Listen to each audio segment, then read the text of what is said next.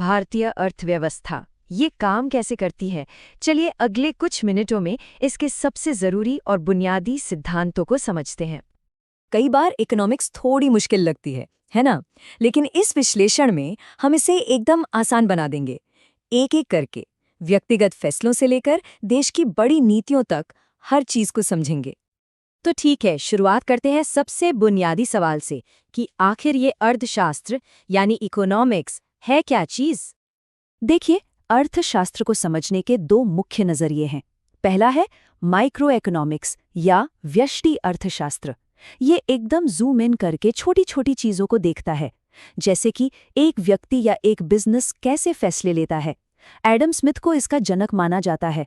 और दूसरा है मैक्रो इकोनॉमिक्स यानी समष्टि अर्थशास्त्र। ये जूम आउट करके पूरी बड़ी तस्वीर देखता है, पूरे देश की अर्थव्यवस्था, जीडीपी, महंगाई।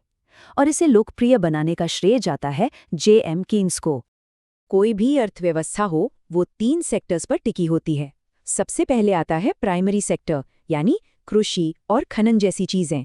फिर है सेकेंडरी सेक्टर जिसमें मैन्युफैक्चरिंग और कंस्ट्रक्शन आता है। और आखिर में है टर्शियरी सेक्टर जिसे हम सर्विस सेक्टर भी कहते हैं, जैसे टीचिंग, ट्रांसपोर्ट। और आपको बता दूं, भारत की अर्थव्यवस्था में सबसे बड़ा योगदान इसी सर्विस सेक्टर का है। चलिए अब जरा अर्थव्यवस्था के इंजन की बात करते हैं, यानी बाजार की। देखते हैं कि ये असल में काम कैसे करता है। हम जो भी फैसला लेते हैं उसकी एक छिपी हुई कीमत होती है। इकोनॉमिक्स की भाषा में इसे अवसर लागत या अपॉर्चुनिटी कॉस्ट कहते हैं।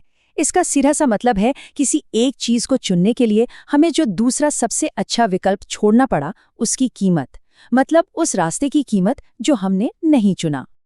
और एक दिलचस्प बात सुनिए, आमतौर पर हम सोचते हैं कि कीमत बढ़ने पर मांग घटती है, लेकिन हमेशा ऐसा नहीं होता। कुछ होती हैं गिफिन वस्तुएं। ये नॉन लग्जरी चीजें हैं जिनकी कीमत बढ़ने पर मांग भी बढ़ जाती है। वही दूसरी तरफ है वेबलेन वस्तुएं। ये लग्जरी आइटम्स हैं, जैसे कि आईफोन। इनकी कीमत जितनी बढ़ती है, मांग उतनी ही और बढ़ जाती है, क्योंकि ये एक स्टेटस सिंबल बन जाती हैं। अब देखिए, किसी भी बाजार में कंपटीशन कैसा है, इससे बिजनेस के काम करने का तरीका पूरी तरह बदल जाता है। एक तरफ है मोनोपोली या एकाधिकार, जहां सिर्फ एक ही बेचने वाला होता है, जैसे इंडियन रेलवेज। और दूसरी तरफ है परफेक्ट कंपटीशन या संपूर्ण प्रतियोगिता, जहां अनगिनत बेचने वाले होते हैं, जैसा कि हम कृषि उत्पादों के बाजार में देखते हैं। तो ये तो हुई बाजार की बात, जहां चीजें खरीदी और बेची जाती हैं। लेकिन सवाल ये है कि हम पूरे देश की आर्थिक सेहत को कैसे मापते हैं, इसका हिसाब किताब कैसे रखते हैं? इसका सबसे जाना माना पैमाना है जीडीपी यानी ग्रॉस डोमेस्टिक प्रोडक्ट। ये बस एक नंबर है जो एक तय समय में देश की सीमाओं के अंदर बनी सभी चीजों और सेवाओं की टोटल वैल्यू बताता है। इसे 1934 में साइमन कुज़नेट ने बनाया था और आज ये किसी भी देश की आर्थिक तरक्की का सबसे बड़ा इंडिकेटर माना जाता है। और भारत में जीडीपी को कैलकुलेट करने की ये बहुत बड़ी और ज़रूरी जिम्मेदारी नेशनल स्टैटिस्टिकल ऑफिस यानी एनएसओ के पास है। ये ministry of statistics and programme implementation के तहत काम करता है। लेकिन तब क्या होता है जब पैसे की अपनी कीमत ही बदलने लगे? ये हमें एक बहुत बड़ी चुनौती की तरफ ले जाता है, जिसका सामना हर अर्थव्यवस्था करती है, और वो है इन्फ्लेशन यानी महंगाई। महंगाई को नापने का एक तरीका है WPI यानी होलसेल प्राइस इंडेक्स। जैसा कि नाम से ही जाहिर है, ये होलसेल लेवल पर यानी उत्पादक के स्तर पर चीज़ों की कीमतों को ट्रैक करता है। इसे ऑफिस ऑफ इकोनॉमिक एडवाइजर जारी करता है, लेकिन इसमें सर्विसेज शामिल नहीं होती हैं। दूसरा और शायद ज़्यादा ज़रूरी माप है CPI यानी कंज्यूमर प्राइस इंडेक्स।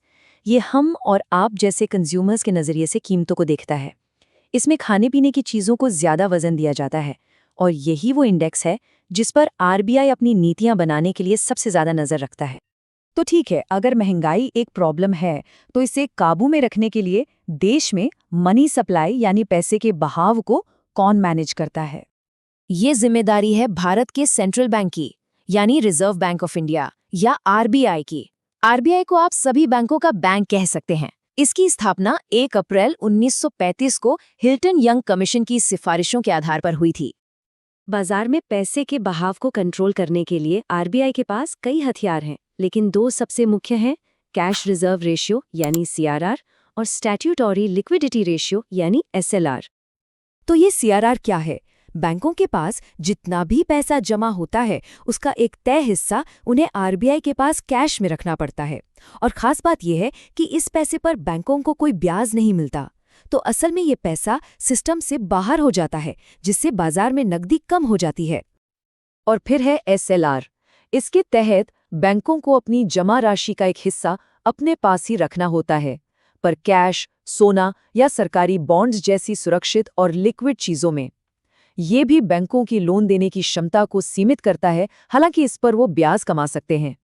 अर्थव्यवस्था को मैनेज करने का ये जो तरीका है, ये भारत के सेंट्रलाइज्ड प्लानिंग के एक लंबे इतिहास का हिस्सा है। ये सफ़र 1951 में पहली पंचवर्षीय योजना से शुरू हुआ, जिसका फोकस खेती पर था, और तब से ये लगातार बदलता रहा है। 1991 के आर्थिक सुधार एक ज़बरदस्त मोड़ थे, और फिर 2015 में प्लानिंग कमीशन की जगह नीति आयोग का बनना इसी विकास की एक नई कड़ी है। तो इन सभी बुनियादी बातों को समझना इसलिए ज़रूरी है क्योंकि यही हमें भविष्य के बारे में सही सवाल पूछने में मदद करता है। पुरानी योजनाओं से लेकर आज की नीतियों तक भारत का आर्थिक भविष्य आखिर किस दिशा में जा रहा है? ये एक ऐसा सवाल है जिसका जवाब देश के करोड़ों लोगों की जिंदगी को सीधे तौर पर प्रभावित करेगा।